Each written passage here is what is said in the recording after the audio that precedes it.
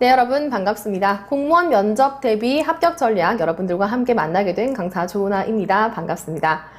자, 우리 필기시험을 통과하시고 여기까지 오셔서 이 강의를 보고 계시는 많은 분들, 그동안 정말 많은 수고가 있었습니다.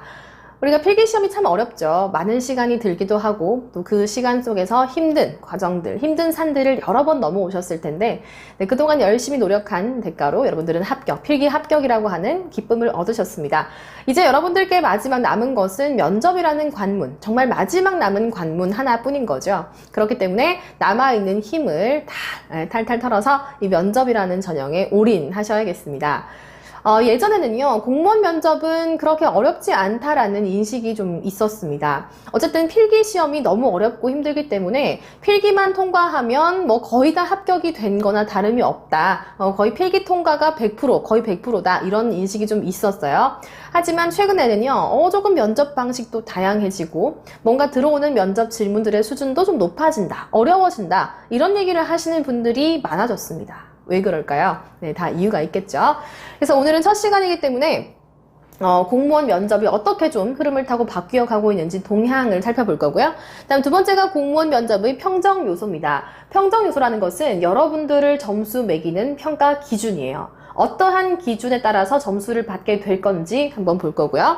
그리고 본격적으로 면접을 준비하는 이 얘기에 들어갈 건데 여러분들이 면접 전반, 면접 과정에 걸쳐서요. 여러분들 실제로 하셨던 과거의 경험치, 아주 귀중하고 가치 있는 과거의 경험을 활용하여 답변을 하실 일이 많을 겁니다. 네, 그럴 때 어떻게 답변하실 건지 활용 요령까지 한번 알려드려 보도록 할게요. 먼저 공무원 면접 동향입니다. 최근 갈수록 면접에 대한 비중이 확대되고 있는 추세입니다. 사실 너무나도 또 우수한 분들이 많이 오시고 경쟁자도 많고 경쟁자의 수준도 그만큼 높아지기 때문에 사실 정말 다 훌륭한 분들 같은데 이거를 어렵게 면접을 보지 않고서는 누구를 선발할지 참 면접관들도 고민이 많겠죠.